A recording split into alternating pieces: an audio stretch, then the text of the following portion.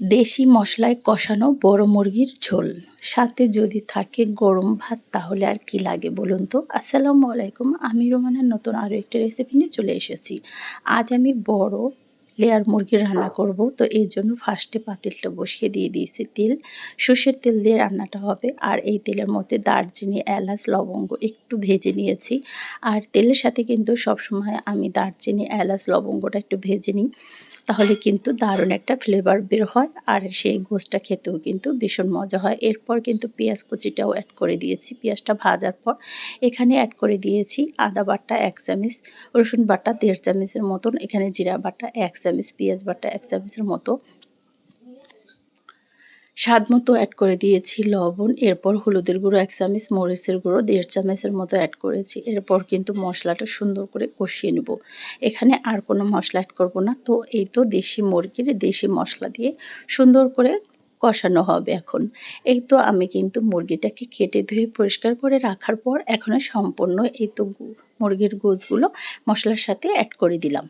মশলার সাথে এখন গোশগুলো যত সুন্দর করে কষানো হবে ততই কিন্তু খেতে ভালো লাগবে। এই তো এখন আমি মশলার সাথে দিয়ে একটু মশলার সাথে ভালো করে নেড়েচেড়ে ঢাকনা দিয়ে ঢেকে দিয়েছিলাম।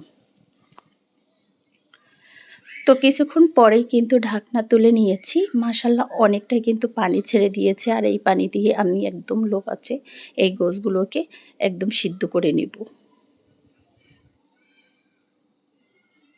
তো এই তো আরও কিছুক্ষণ কিন্তু এভাবে ঢাকনা দিয়ে ঢেকে এই মুরগির গোশটা আমি ভালো করে কষিয়ে নেব। আর এটা কিন্তু লো আঁচেই কষাতে হবে, তা না হলে কিন্তু এই গোশটা সিদ্ধ হতে কিন্তু অনেকটাই দেরি লাগে।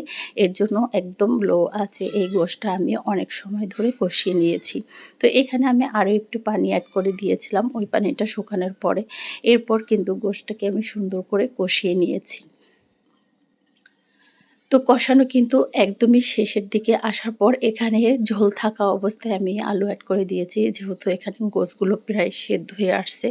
আর এই তো এখানে ২ থেকে ৩টা আলু কেটে নিয়েছিলাম। আলুগুলো দিয়ে এখন আমি এখানে আরও একটু ঝোল অ্যাড করে দিব। ঝোলটা দিয়ে ঢাকনা দিয়ে ঢেকে রান্নাটা করে নিব। তো এই তো কষানো কিন্তু একদমই সম্পূর্ণ শেষ করে নিয়েছি। এখন আমি ঝোলের জন্য একটু পানিটা অ্যাড করে ঢাকনা দিয়ে ঢেকে দেব। তো আলুটা সেদ্ধ হওয়া আগ পর্যন্ত রান্নাটা করে নেব, যেহেতু এখানে গোশটা একদম সুন্দর করে সেদ্ধ হয়ে আসছে। এখন আলুটা সেদ্ধ হওয়া বাকি পর্যন্ত রান্নাটা সুন্দর করে সেরে নিব। এই বড় মুরগির এই ঝোলটা খেতে কিন্তু সত্যি ভীষণ মজা লাগে। আর সাথে যদি থাকে সাদা ভাত তাহলে তো কোনো কথাই নেই। এই তো রান্নাটা একদম শেষের দিকে চলে আসছে। আসার পর এখানে আমি দিয়ে দিয়েছি একটু ভাজা জিরার ফাঁকি। এখন আমি কিন্তু নামিয়ে নিব।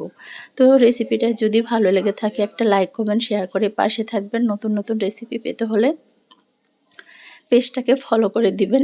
আর আমার ইউটিউব চ্যানেল থেকে দেখে থাকলে অবশ্যই সাবস্ক্রাইব করে পাশে থাকবেন। আল্লাহ হাফেজ।